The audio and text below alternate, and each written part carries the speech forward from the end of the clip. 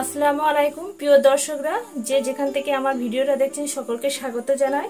আজকের আমি দারুণ স্বাদের একটি বেসনের মিষ্টি রেসিপি করে দেখাবো। আপনারা দেখতে থাকুন আমি কিভাবে এই বেসনের মিষ্টি রেসিপিটা বানাই। বেসনের মিষ্টি রেসিপিটা বানানোর জন্য আমি এখানে 1 কাপ চিনি নিয়েছি। এটা আমার 100 গ্রাম চিনি আমি এই কড়ার মধ্যে দিয়ে দেব।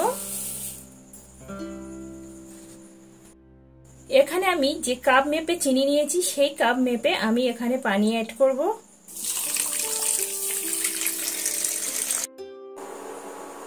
এখানে চিনি পানিটা আমি এর সঙ্গে একটা চিনি সিরাপ তৈরি করে নেব। চিনিটা আমার এখানে গলে গেছে। আমি একটু এই যে দেখা পাচ্ছেন একটু ফুড কালার এর মধ্যে দিয়ে দিচ্ছি। মিষ্টিটা সুন্দর দেখতে হওয়ার জন্য ফুড কালারটা সম্পূর্ণ অপশনাল, আপনারা দিতে পারেন নাইবা দিতে পারেন, কোনো অসুবিধা নেই। এবার আমার এখানে চিনি সিরাপটা একদম রেডি হয়ে গেছে। এবার আমি এটা নামিয়ে রাখবো।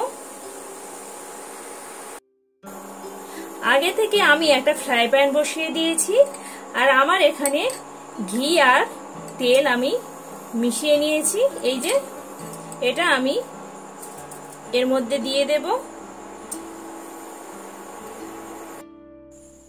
এখানে আমি 1 বাটি বেসন নিয়েছি।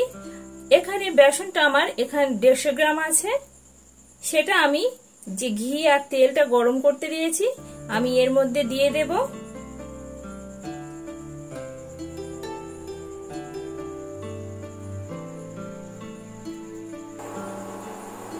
দিয়ে আমি ভালো করে বেসনটা এইভাবে ভেজে নেব। একদম লো টু মিডিয়ামে আঁচে দিয়ে ভাজতে হবে, নাহলে এটা তলা থেকে পুড়ে যাবে আর মিষ্টিটা ভালো হবে না।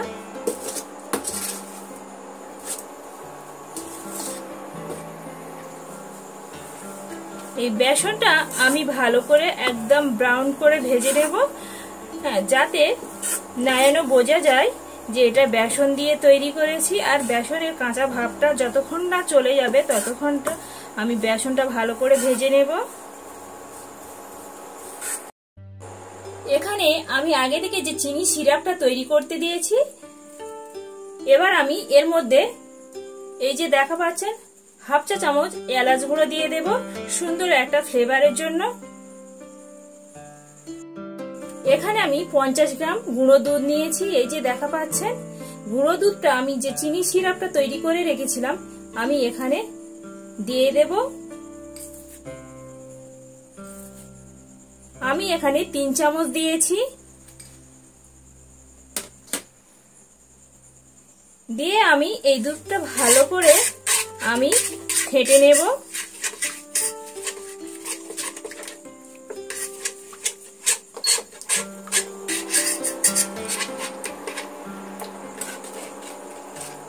এই গুঁড়া দুধটা দিলে কি হয়, মিষ্টির একটা দারুণ টেস্ট হয়, খুবই খেতে ভালো লাগে।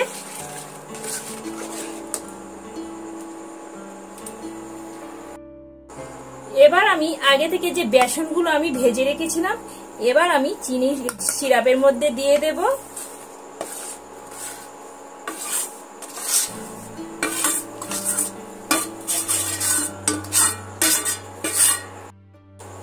দিয়ে আমি এইভাবে অনবরত নাড়তে থাকবো। একদম লো টু মিডিয়াম আঁচে দিয়ে করতে হবে, হাই হিটে দিয়ে করলে এটা একদম ভালো হবে না, তলা থেকে চুয়ে যাবে আর মিষ্টিটা খেতে একদম ভালো লাগবে না।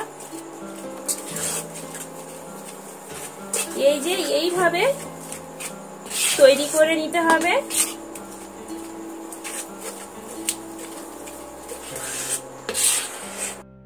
এখানে আমি কিছু কাজু বাদাম নিয়েছি আর কাজু বাদামগুলো আমি এইভাবে কুচে কুচে নিয়েছি। সে কাজু বাদামটা আমি এর মধ্যে অ্যাড করে দেব। দিয়ে আবারও নাড়তে থাকবো এইভাবে।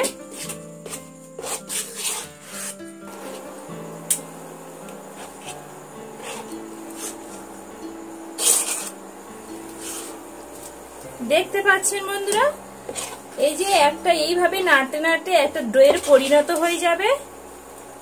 আর যদি এইভাবে দেখেন যে গায়ে লেগে যাচ্ছে, এখানে আমি 1 চামচ ঘিও অ্যাড করতে পারেন। এখানে আমি 1 চামচ ঘি অ্যাড করে দিলাম, দিয়ে আবারও ভালো করে এইভাবে নাড়তে থাকবো যতক্ষণ না কড়া থেকে তেল ছেড়ে দেবে, ততক্ষণ না আমি এইভাবে নাড়তে থাকবো।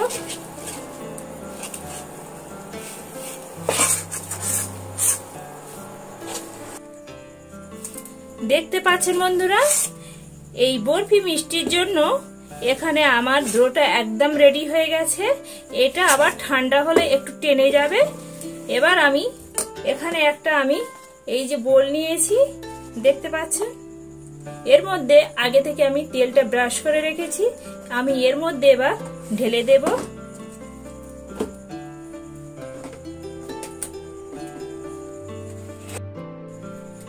এবার আমি একটা চামচের সাহায্যে এইভাবে চারিদিকটা সমান করে দেব। এই যে, আর আমি এখানে কাজু বাদাম এইভাবে দিয়ে দেব, দিয়ে আবারও আমি এইভাবে চামচ দিয়ে চেপে চেপে দেব।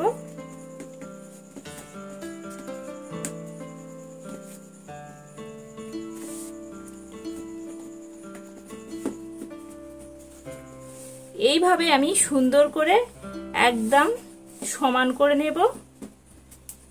এবার এটা ঠান্ডা হয়ে গেলে আমি দেখাচ্ছি।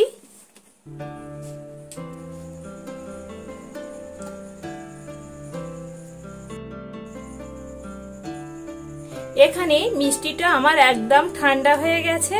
এবার আমি একটা ছুরি নেব, ছুরির সাহায্যে আমি এইভাবে কেটে নেব। এটা আমি চৌকো মানে এইভাবে কেটে নিচ্ছি পিস পিস করে। আপনাদের পছন্দ মতন আপনারা কেটে নিতে পারেন, যেমন খুশি।